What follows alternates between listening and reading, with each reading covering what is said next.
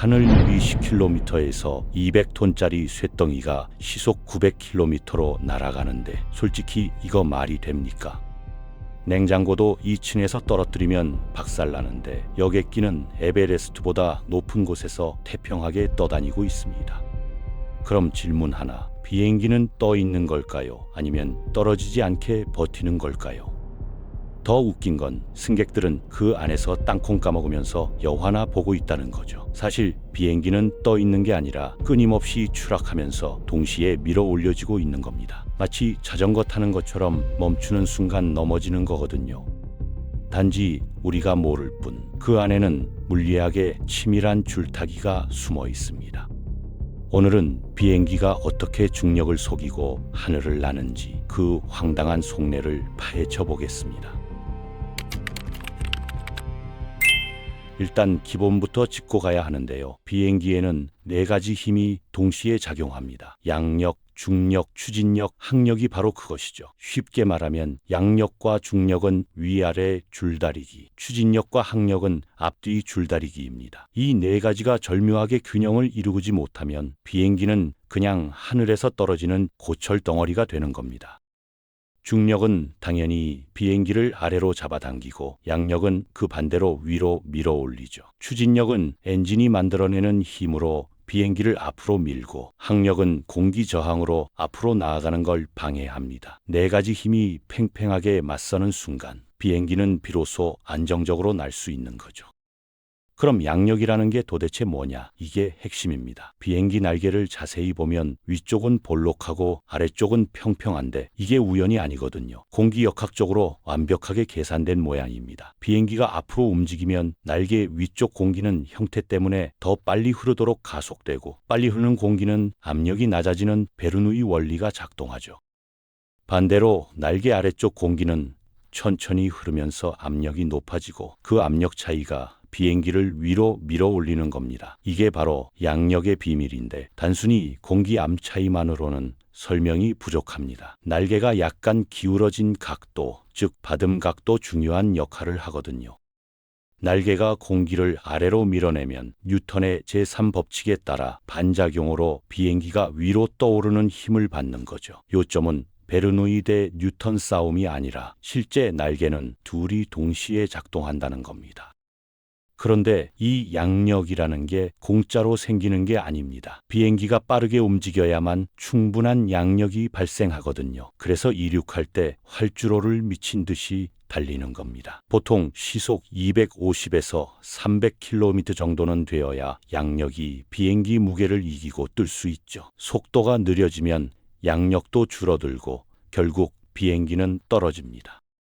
그래서 비행기는 계속 앞으로 나아가야 하는 거고 엔진이 멈춰도 바로 추락하지 않는 이유가 여기 있습니다. 글라이딩이라고 하는데 엔진이 꺼져도 비행기는 활공하면서 상당한 거리를 날아갈 수 있거든요. 즉 엔진은 떠받치는 힘이 아니라 속도를 벌어주는 손입니다. 물론 그 사이에 착륙할 곳을 찾아야 하지만요.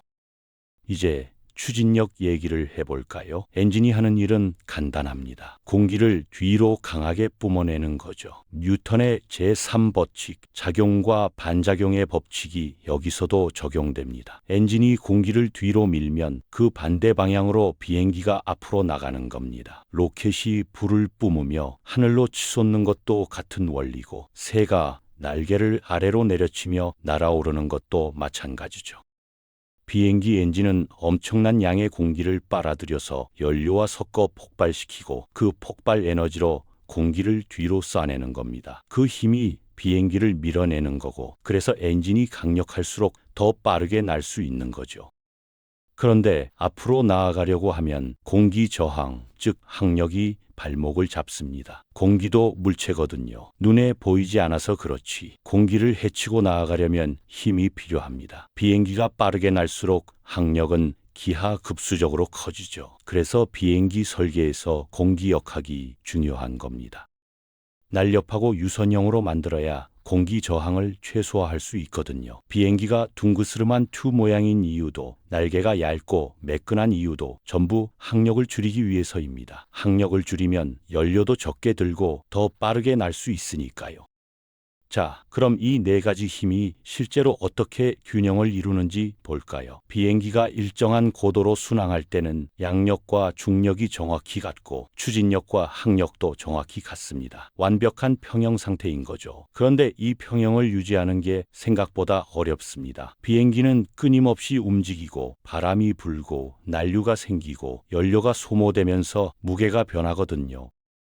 그래서 조종사는 계속해서 조종간을 조작하며 미세한 조정을 해야 합니다. 요즘은 자동 조종 장치가 이 역할을 대신하지만 원리는 똑같죠. 피치 각도를 조절해서 양력을 늘리거나 줄이고 엔진 출력을 조절해서 속도를 유지하는 겁니다. 비행기가 선회할 때도 마찬가지입니다. 날개를 기울이면 한쪽 날개의 양력이 커지고 반대쪽은 작아지면서 비행기가 돌아가죠. 그런데 이렇게 하면 항력도 불균형하게 발생하는데 이때 꼬리 부분에 방향타가 개입해서 균형을 맞춰줍니다. 결국 비행기를 조종한다는 건 네 가지 힘을 실시간으로 조율하는 복잡한 줄타기인 셈이죠. 한순간이라도 방심하면 비행기는 균형을 잃고 원하지 않는 방향으로 움직이게 됩니다. 그런데 여기서부터가 진짜 오해입니다. 엔진이 고장나면 어떻게 되느냐? 많은 사람들이 바로 추락한다고 생각하죠. 답은 의외로 간단합니다. 일단 추락하지 않습니다. 대형 여객기는 보통 2개에서 4개의 엔진을 달고 있는데 그중 하나가 고장나도 나머지 엔진으로 충분히 비행할 수 있게 설계되어 있거든요. 심지어 모든 엔진이 멈춰도 비행기는 바로 떨어지지 않습니다. 글라이더처럼 활공하면서 천천히 고도를 잃는 거죠. 보통 여객기는 고도 1km 몇 킬로미터씩 활공하는 활공비가 있어서 상황에 따라 수십에서 100km 이상도 가능합니다. 물론 그 사이에 비상 착륙할 곳을 찾아야 하지만 조종사들은 이런 상황에 대비한 훈련을 철저히 받거든요. 실제로 역사상 엔진이 전부 멈춘 채로 무사히 착륙한 사례들이 있습니다. 2001년에는 캐나다 에어 트랜셋 항공 236편이 대서양 상공에서 연료 누출로 양쪽 엔진이 모두 멈췄는데 조종사가 120km 떨어진 아조레스 제도 공항까지 글라이딩으로 날아가 무사히 착륙했죠. 이게 가능한 이유는 비행기가 속도만 유지하면 양력이 계속 발생하기 때문입니다. 엔진은 속도를 유지하는 역할을 할 뿐 직접 비행기를 떠받치는 게 아니거든요. 이게 바로 대부분의 사람들이 착각하는 부분입니다. 그럼 비행기가 왜 높은 고도로 날아가는지도 짚고 넘어가야겠죠. 여객기는 보통 1만 미터 전후에서 순항합니다. 이 높이는 대륙권과 성층권의 경계 부근인데 여기에는 몇 가지 이유가 있습니다. 첫째, 공기가 희박해서 항력이 줄어듭니다. 공기 저항이 적으니까 연료가 덜 들고 더 빠르게 날 수 있죠. 둘째, 난류와 기상현상이 적습니다. 대부분의 구름과 폭풍은 대륙권 아래쪽에 몰려 있거든요. 높이 올라갈수록 날씨가 안정적이고 승객들도 덜 흔들리는 겁니다. 셋째, 효율성입니다. 엔진은 찬 공기에서 더 효율적으로 작동하는데 고도가 높을수록 기온이 낮으니까 연비가 좋아지죠. 다만 공기가 희박해질수록 양력도 같이 줄어드는 게 함정이죠. 그래서 비행기는 너무 낮아도 손해, 너무 높아도 위험인 좁은 띠에서만 달립니다. 하지만 무작정 높이 올라갈 수는 없습니다. 공기가 너무 희박해지면 양력이 부족해지거든요. 비행기마다 최대 고도가 정해져 있는 이유가 이겁니다. 여객기는 대략 1만 3천 m 정도가 한계고 전투기 같은 특수 항공기들은 2만 멸터 이상까지 올라가기도 합니다. 그런데 전투기가 높이 올라갈 수 있는 건 가볍고 강력한 엔진을 달고 있기 때문이죠. 무게 대비 출력이 압도적으로 높으니까 희박한 공기에서도 충분한 양력을 만들어낼 수 있는 겁니다. 여기서 재미있는 사실 하나 알려드리죠. 비행기는 직선으로 안 갑니다. 지구가 둥글어서 최단 거리는 곡선이거든요. 그래서 지도에서 휘어 보이는 길이 실제로는 가장 빠른 길입니다. 얼핏 보면 멀리 돌아가는 것처럼 보이지만 실제로는 최단 경로죠. 또 하나 흔한 오해가 비행기가 바다를 피해 다닌다는 건데 완전히 틀린 얘기입니다. 비행기는 바다 위를 얼마든지 날아다니죠. 다만 쌍발 항공기, 그러니까 엔진이 2개인 비행기는 ETOPS 같은 안전 규정 때문에 공항에서 일정 거리 이내를 유지하도록 되어 있습니다. 엔진 하나가 고장나도 가까운 공항에 비상 착륙할 수 있게 하기 위해서죠. 그래서 태평양을 횡단할 때 지그재그로 비행하는 경우가 있는데 이게 바다가 무서워서가 아니라 안전 규정 때문입니다. 4발 엔진 항공기는 이런 제한이 없어서 바다 한가운데를 직진으로 날아가기도 하고요. 이제 속도 얘기를 좀 해보겠습니다. 비행기가 날기 위해서는 최소 속도가 필요하다고 했죠. 이걸 실속 속도라고 부릅니다. 실속 속도 이하로 느려지면 양력이 부족해서 비행기가 떨어지거든요. 그래서 이륙할 때 충분히 가속해야 하고 비행 중에도 속도를 유지해야 하는 겁니다. 그런데 속도가 너무 빨라도 문제입니다. 공기 저항이 너무 커져서 기체에 무리가 가거든요. 그래서 비행기마다 최대 속도도 정해져 있습니다. 이 범위를 비행 영역이라고 하는데 조종사는 반드시 이 영역 안에서 비행해야 합니다. 여기서 진짜 무서운 건 속도가 아니라 각도입니다. 빠르게 날고 있어도 한 번의 각도 실수로 양력이 증발하거든요. 바듬각 얘기도 빼놓을 수 없죠. 날개가 공기와 이루는 각도인데 이 부분은 조종사들도 정말 조심하는 영역입니다. 바듬각이 너무 크면 실속이 일어나거든요. 공기 흐름이 날개 표면에서 떨어져 나가면서 양력이 급격히 사라지는 거죠. 이게 바로 실속인데 많은 사람들이 속도가 느려서 실속이 난다고 생각하지만 사실은 바듬각이 문제입니다. 속도가 빨라도 바듬각을 급격히 키우면 실속이 일어나거든요. 그래서 저고도에서 급상승하려다가 사고 나는 경우가 있는 겁니다. 날개가 더 이상 공기를 붙잡지 못하고 비행기는 그대로 떨어지죠.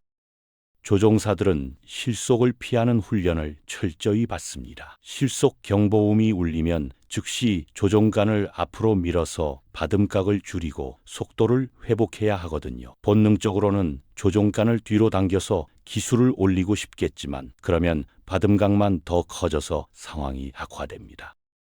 역설적이게도 떨어지는 걸 막으려면 일단 코를 아래로 숙여야 하는 거죠. 그래야 속도가 붙으면서 다시 양력이 생기고 회복할 수 있습니다. 이게 바로 생존 본능과 정반대로 움직여야 하는 순간이고 그래서 훈련이 중요한 겁니다. 난류 얘기도 해볼까요? 비행 중에 갑자기 흔들리는 경험 해봤죠? 그게 난류입니다. 공기도 물처럼 흐르는데 흐름이 고르지 않으면 소용돌이가 생기거든요. 산이나 건물을 지나가면서 바람이 부딪혀 생기기도 하고 온도 차이 때문에 생기기도 합니다. 제트기류 근처에서는 맑은 하늘에서도 난류가 생기는데 이걸 청천난류라고 부르죠. 레이더에도 안 잡히고 눈으로도 안 보여서 조종사들이 제일 싫어하는 난류입니다. 예측할 수가 없으니까요. 그런데 여기서 중요한 사실 하나, 난류는 위험하지 않습니다. 난류를 만나면 비행기가 심하게 흔들리지만 추락할 위험은 거의 없거든요. 비행기는 엄청난 강도로 설계되어 있습니다. 날개가 위아래로 수미터씩 휘어져도 부러지지 않을 정도죠. 실제로 비행기 날개는 정상 하중의 1.5배 이상을 견딜 수 있게 만들어집니다. 그래서 난류를 만나도 불편하긴 해도 위험하지는 않는 겁니다. 물론 안전벨트는 꼭 매야 하지만요. 천장에 머리를 부딪힐 수는 있으니까요. 하지만 비행기 자체가 부서지거나 추락하는 일은 없습니다. 비행기 구조도 간단히 보겠습니다. 동체는 알루미늄 합금이나 탄소 복합재로 만들어지는데 가벼우면서도 튼튼해야 하거든요. 무게가 늘어나면 연료 소비가 많아지니까 최대한 가볍게 만들되 안전성은 절대 타협하지 않습니다. 날개 안에는 연료 탱크가 들어있고 동체 아래쪽에도 화물칸과 함께 연료 탱크가 있습니다. 비행기는 자체 무게의 절반 가까이를 연료로 싣고 다니거든요. 장거리 비행을 하려면 어쩔 수 없는 일이죠. 그 무거운 연료를 싣고도 하늘을 나는 게 사실 더 놀라운 일입니다. 엔진은 보통 날개 아래 매달려 있습니다. 무게 중심을 낮춰서 안정성을 높이기 위해서죠. 또 엔진에서 불이 나거나 폭발해도 동체와 거리가 있어서 피해를 최소화할 수 있습니다. 실제로 엔진 화재는 가끔 일어나는데 자동 소화 시스템이 작동하고 나머지 엔진으로 비행하면 되니까 큰 문제가 되지 않죠. 비행기는 이런 식으로 다중 안전장치가 겹겹이 쌓여 있습니다. 하나가 고장나면 백업이 작동하고 백업도 고장나면 또 다른 백업이 있는 식이죠. 착륙장치, 그러니까 바퀴도 중요합니다. 이륙할 때는 수백 톤의 무게를 싣고 달리고 착륙할 때는 그 무게를 충격 없이 받아내야 하거든요. 그래서 바퀴 하나하나가 엄청난 강도로 만들어집니다. 타이어에는 질소를 채우는데 일반 공기보다 온도 변화에 안정적이기 때문이죠. 고도가 높아지면 기온이 영하 50도까지 떨어지고 착륙할 때는 마찰열로 타이어가 뜨거워지거든요. 이런 극한 상황을 견뎌야 하는 겁니다. 조종실 얘기도 빼놓을 수 없죠. 요즘 비행기는 거의 다 플라이 바이 와이어 시스템을 씁니다. 조종관을 움직이면 기계적으로 연결된 게 아니라 전기 신호로 전달되는 거죠. 컴퓨터가 조종사의 입력을 받아서 최적의 방식으로 비행 제어 장치를 움직입니다. 조종사가 무리한 조작을 하려고 해도 컴퓨터가 제한을 걸어서 비행 영역을 벗어나지 않게 하고요. 이게 인공지능까지는 아니지만 자동화 수준이 상당히 높습니다. 사실상 컴퓨터가 조종사의 실수를 방지하는 안전장치 역할을 하는 거죠. 자동 조종 장치는 이륙과 착륙을 제외한 거의 모든 비행을 혼자 할 수 있습니다. 경로를 입력하면 알아서 따라가고 고도와 속도를 유지하고 심지어 난류를 감지하면 자동으로 우회하기도 하죠. 그래서 조종사는 비행 중 대부분의 시간을 감시자 역할을 합니다. 시스템이 제대로 작동하는지 확인하고 문제가 생기면 개입하는 거죠. 물론 이 착륙은 여전히 조종사의 손길이 필요합니다. 가장 복잡하고 위험한 구간이니까요. 비행 경로도 아무렇게나 정하는 게 아닙니다. 하늘에도 도로가 있거든요. 항공노호라고 부르는데 정해진 고도와 경로를 따라 날아가야 합니다. 이게 없으면 수천 대의 비행기가 하늘에서 뒤엉켜서 대혼란이 일어나겠죠. 항공교통 관제사들이 24시간 레이더로 모든 비행기를 추적하면서 간격을 유지하게 합니다. 비행기끼리 너무 가까워지면 경로를 바꾸라고 지시하고 공항 주변에서는 착륙 순서를 조율하죠. 하늘은 텅 비어 보이지만 사실은 보이지 않는 교통체계로 빼곡하게 관리되고 있는 겁니다. 사실 비행기 사고는 굉장히 드뭅니다. 통계적으로 자동차보다 훨씬 안전하거든요. 수백만 번 비행에 한 번꼴로 사고가 나는 수준이죠. 그것도 대부분 기계 고장이 아니라 인간의 실수나 악천후 때문입니다. 비행기 자체는 믿을 수 없을 만큼 안전하게 설계되어 있습니다. 모든 부품에 백업이 있고 백업에 백업도 있죠. 한두 개가 고장나도 비행에는 지장이 없는 겁니다. 이게 바로 항공공학의 기본 철학입니다. 실패를 용납하지 않는 설계죠. 결국 답은 이거예요. 비행기는 떠 있는 게 아니라 버티는 법을 아는 속도로 날아가는 겁니다. 물리 법칙을 완벽하게 이해하고 활용했기 때문이죠. 양력과 중력, 추진력과 항력의 균형을 정교하게 맞추고 수십 년간 축적된 공학 기술로 안전성을 극대화한 겁니다. 물론 그 안에는 수많은 시행착오와 희생이 있었지만 덕분에 우리는 지금 안전하게 하늘을 날 수 있게 된 거죠. 라이트 형제가 최초로 하늘을 난 게 1903년입니다. 그로부터 120년이 지난 지금 우리는 대륙을 넘고 바다를 건너며 지구 반대편까지 몇 시간 만에 도착합니다. 이건 기적이 아닙니다. 우리는 중력을 이긴 게 아니라 이해했을 뿐입니다. 그리고 그 이해를 바탕으로 하늘을 정복한 거죠. 우리가 하늘을 믿는 게 아니라 수학과 실험과 설계를 믿는 겁니다. 다음에 비행기를 탈 때는 창밖을 내다보면서 이 모든 원리를 떠올려 보세요. 200톤짜리 쇳덩이가 구름 위를 날아다니는 게 얼마나 경이로운 일인지, 그게 단순한 운이 아니라 인류의 집단지성이 만들어낸 결과물이라는 걸 새삼 느껴질 겁니다.